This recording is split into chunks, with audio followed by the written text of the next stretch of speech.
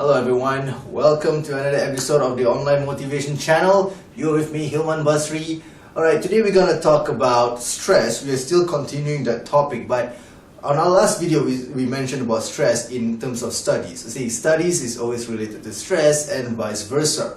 But today we're going to talk about stress, but on another situation, which is relationship. It's a very hot topic to talk about. All our viewers, most of our viewers are requesting that I put up this video for you guys. Alright, this is another one of those chill out sessions, right? As you know, when I'm wearing something informal, it's always a chill out session. So I will tell you what is the first thing that comes into my mind, and then the tips that I want to share you can be used as something for you to use it on yourself. See, when it comes to stress is often being put on a negative platform. Hardly when we talk about stress is something positive.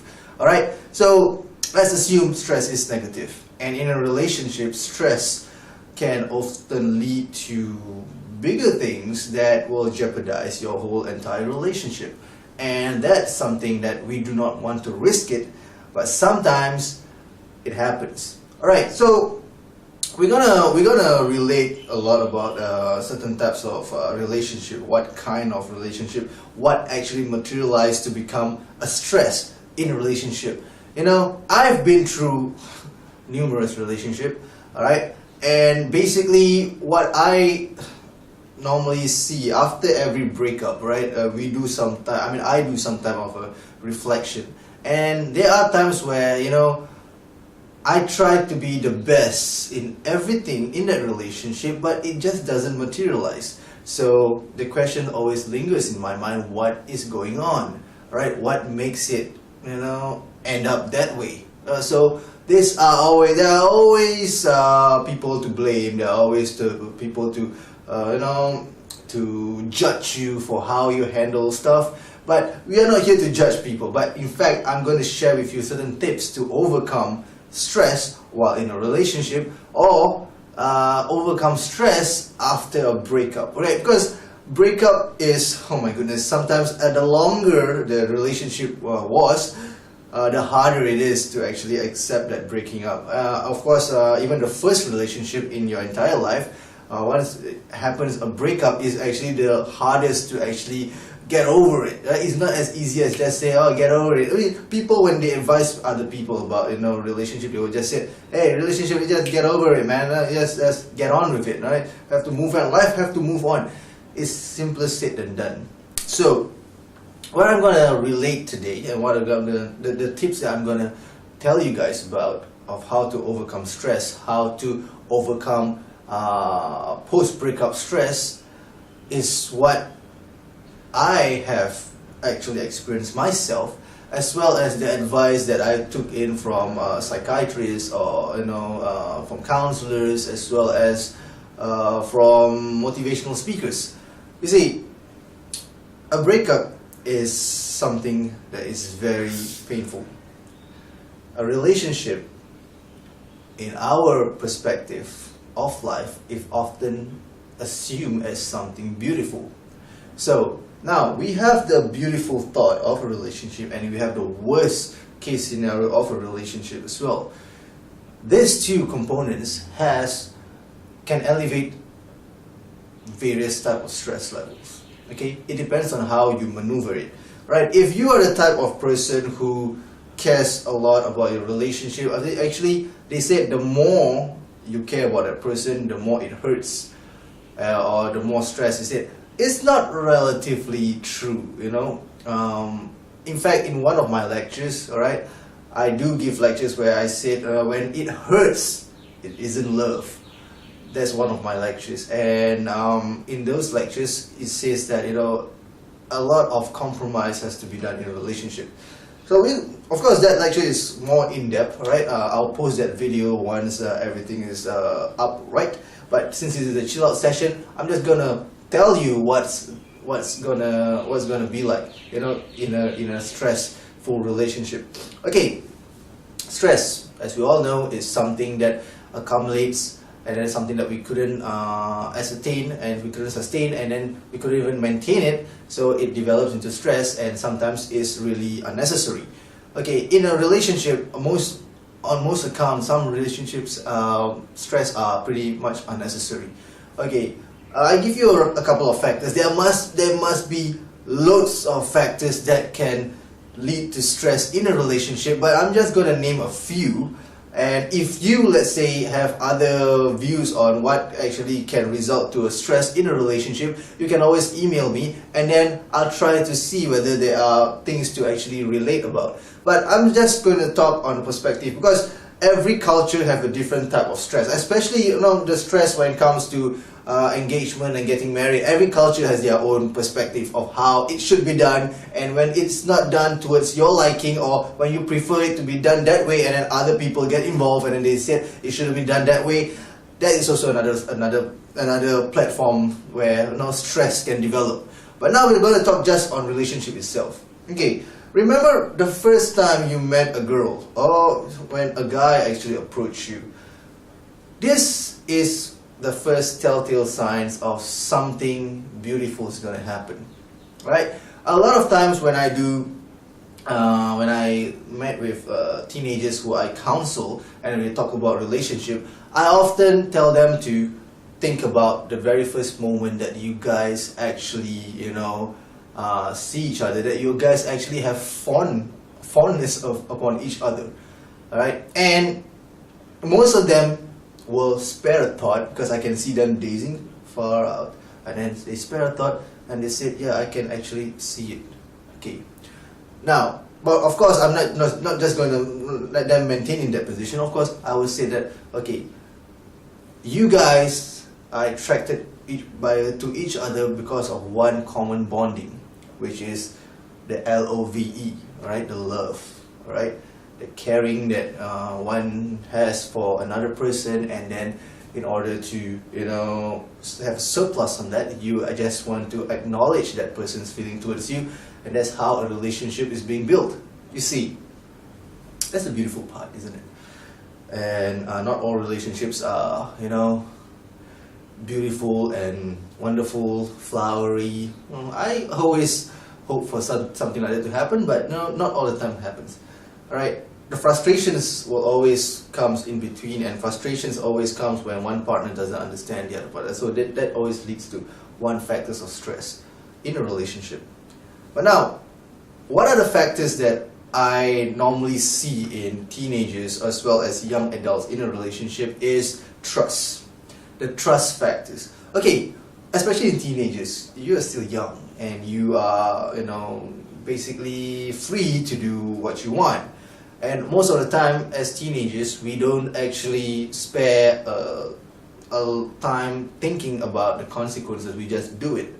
Alright, and then and for young adults, I notice most of the problem is, especially when they have to meet new people all the time, and new people that they meet are more often much more good looking or much more mesmerizing than their own partner.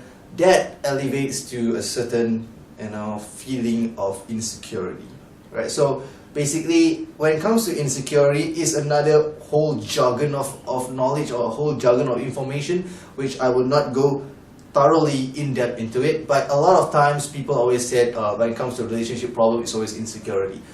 Alright, I wouldn't say 100% insecurity. It can sometimes be just not spending time with your other spouse, that feeling of abandonment for some people, especially. That's why it's always good to know your spouse, the background, stuff like that. But of course you don't do that on the first date. But when you guys are, let's put it that we are 3 months in, right? So basically you guys know each other. I always tell my clients that one step or one particular signal or signs of a fruitful relationship is when you are okay to look at your absolutely clumsiness in front of your partner, and your partner don't mind. That's actually one good sign that you guys are meant for each other. Like if you can afford to look stupid in front of the people that you love, that's a good telltale sign that you guys are getting there, right? You guys are going to step. But if you have to go to see your partner and every time you have to, look good, look nice, most of the time you are still, I can say that you are still in that, maybe just above the honeymoon period. You're still in that. It's still quite shaky, right? Try. I remember like sometimes, my girlfriend always asks me, to WhatsApp her or message her my morning face, because she does that all the time. She always message me her morning face. So that is the time that we can afford to look ridiculous or ugly in front of each other, and then we don't mind because of that one common bonding, which is love. Alright, see,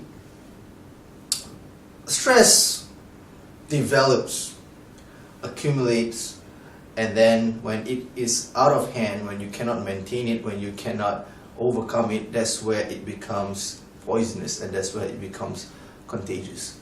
Alright, stress them they don't accumulate overnight, they accumulate in sequence. Sometimes in a relationship, stress actually accumulates through various incidents. Alright, let's say you don't want to go to a holiday with her, and then she felt a bit disheartened because of that. That is the first sign. And then what happens next is when she returns from holiday, she tells a whole story of a holiday, and then you do not want to actually listen to her.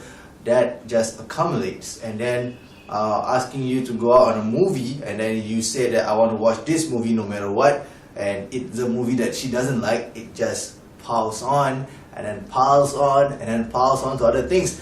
That is one example, one good example of how stress develops. And the ironic thing is, during this whole process of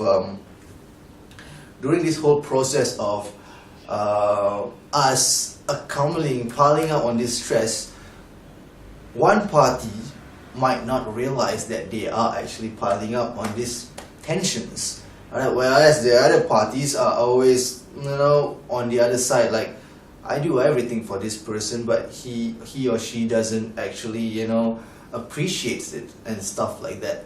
There is always this feeling, in every relationship, the teen relationship that I counsel, there is always saying that, here, I trust him. I mean, I let him go out with his friends, but he doesn't want to go out with my friends, whereas I go out with him. It's always that one-sided thing. So that could be the start, that could be the spark to a stressful relationship, because without us realizing it, our actions actually, means a lot, and not wanting to do things. That's why I always try to, when I counsel the boys, most of the time I counsel the boys, and I always tell them to always have a check and balance thing. Alright, let's say this particular weekend she spent the whole day with your friends watching football or soccer or any type of sports. Alright, you have to have a check and balance. Maybe next week or next weekend or the next outing that the both of you have together, you need to kind of like do a bit of favor, which is to go out with your friends. Alright, I know for girls to go out with the guy friends can be very painful. I mean, can be very torturing, because especially if you're not into sports, you're not into football, you have to watch football, it's really torturing. And for the guys, if you go out with your girlfriends is also quite torturing, because they will just go on and on and on talking about products, talking about stuff that doesn't interest you, and it just maybe you go out for 3 hours with her, that could be the longest 3 hours of your entire life. But bear in mind this thing, alright? You rather risk 3 hours than risking your entire relationship just because you both cannot get along with each other.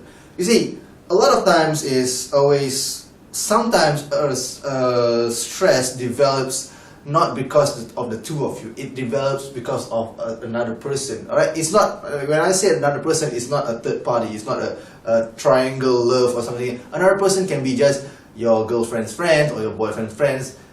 They just keep on, asking you about. You see, in some of my experience is when I was in the teenagers, stages, some of my girlfriends friends actually ask the question, what's your boyfriend doing? What is he always doing that with his bunch of friends? And then the worst type of remarks will be like, what is it about him that you look up to, that you like about him? You know, that's the worst. Because when a friend has to actually tell that to your spouse or to your partner, it will, because it's a very direct question and it's a very subjective question that sometimes when being asked, one doesn't actually know the right exact answer to that question.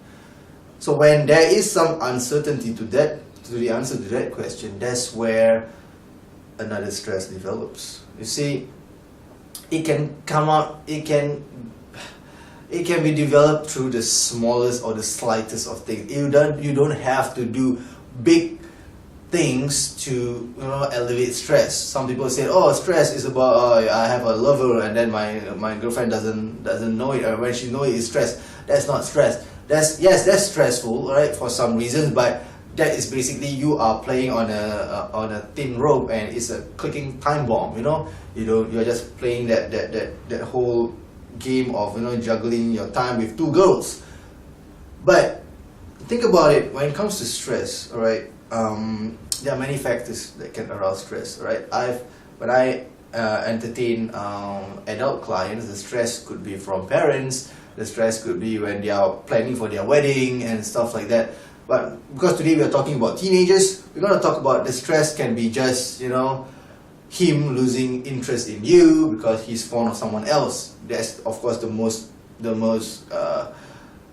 blatant example. But sometimes there are things where you try to be very obliging to another person and the other party just don't appreciate. That could be one of the most painful type of stress. Right? It looks very subtle, but it's more painful. I've seen students who come to me and then says that they have a relationship problem, and he is not, let me put it this way, attractive looking, but the girl that he's going out with is pretty attractive, and therefore she's one of the popular girls in school. So he did not say that he was insecure and other thing, but maybe there is a certain level of it, but I do not speculate that much because I wouldn't want to say to my clients, you're insecure and stuff like that. That's the worst to do as a counselor. So I told him, alright, basically what are the occurrences that happen that makes you feel this way, that makes you feel that she doesn't like you anymore, she is avoiding you and stuff like that. So he lists down to me a couple of instances, a couple of occurrences, where, and then one of the thing that actually struck me was that he said that she enjoys going out with all the other guy friends other than me when I am actually her boyfriend.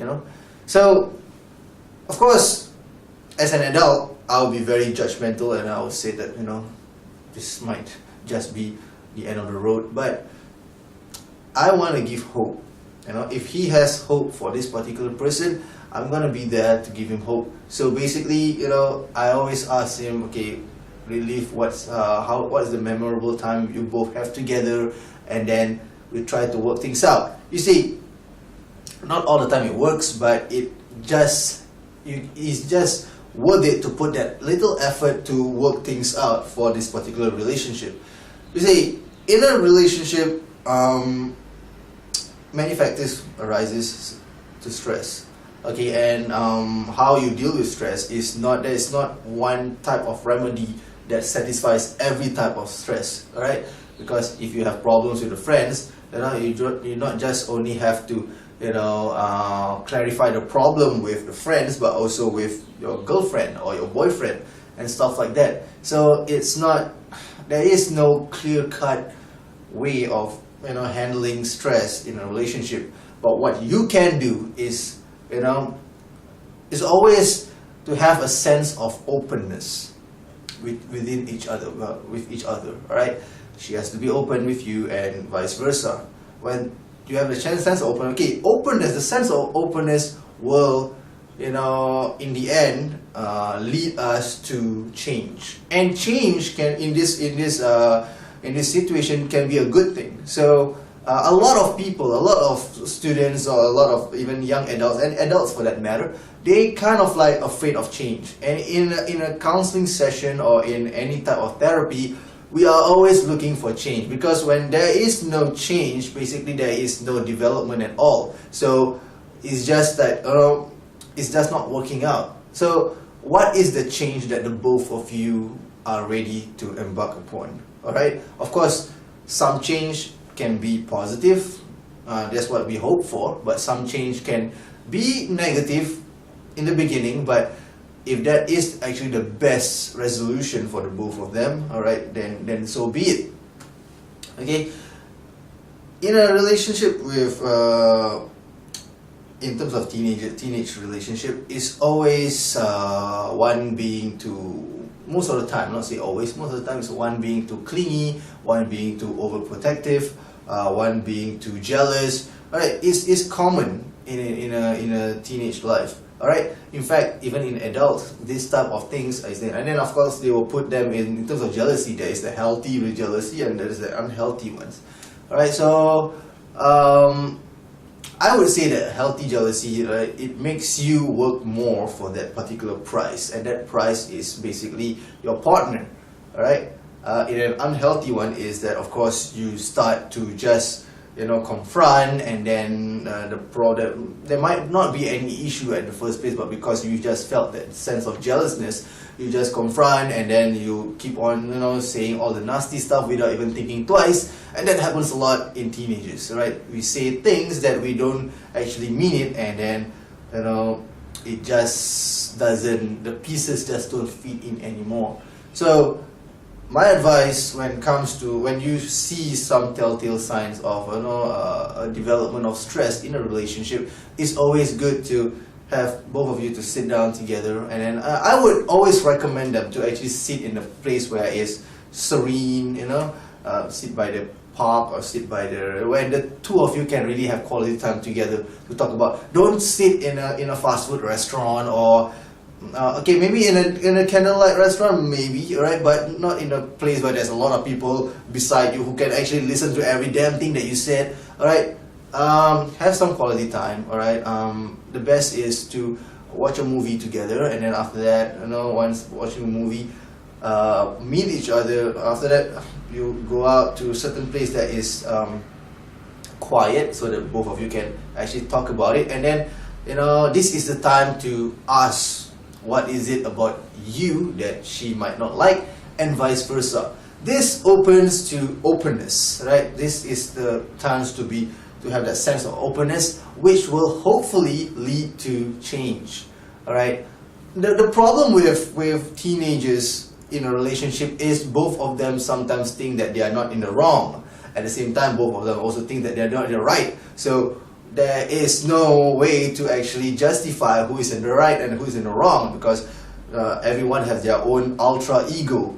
All right. So, but when it comes to, they always say that, when there is a fire, even cold water can actually, put out a fire, a blazing fire. So why not do that? The type of, self-help approach where the both of you sit down and then talk about it. Right? Sometimes it's always good to let her or let him talk first before you start your ball rolling. But of course, it's not good to actually, a lot of times when students have to be referred to me for counseling, a lot of times it's because they throw tantrum. Even when they are talking on the phone, they are like kicking stuff, all the things. So you see, those are very unhealthy in many ways. And you are not fixing things, you are making things worse, because right now your partner actually saw the absolute opposite of you, and that's something that you don't want to happen. All right, because once they see the bad side, the totally bad side of you is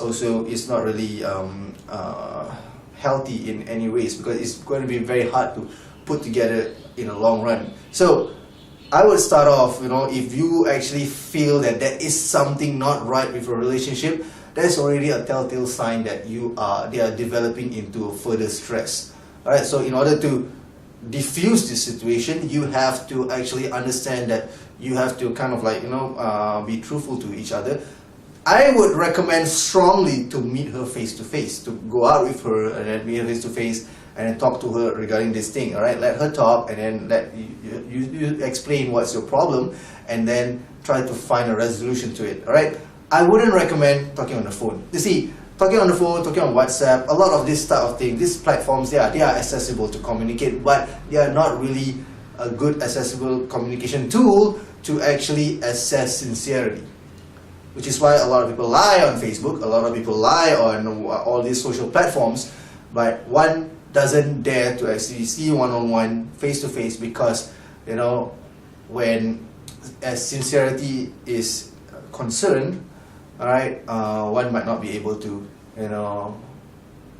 appreciate or adapt to the circumstances that's going to happen. So I would, recommend students to, alright, you know that something is going to crop up. It's a good thing that you are requesting for certain types of help. Right? My advice, or my tip is to actually, the both of you go out, have some good lunch together, go out and watch a good movie together, and then after that have some quality time together. Talk about anything that worries anyone, or anything that is bothering the both of you. That is the first step to handling this type of minor stress, because you see something is going to crop up, but you just do not know what it's going to be. Alright, so that's the thing. So when it comes to this type of stressfulness, I always say that a sense of openness is always appreciated, not just in terms of teenagers, but also in terms of adults. I always say, it's always healthy to actually, have some quality time, just you and her talk about anything. Alright, so of course, for adults, there are more problems, because sometimes the girl wants to settle down, but you have your own reasons why not to settle down first. Not say that you do not want to settle down at all. So that might also start the spark. That's the thing. It's a red flag for some girls or some boys, for that matter.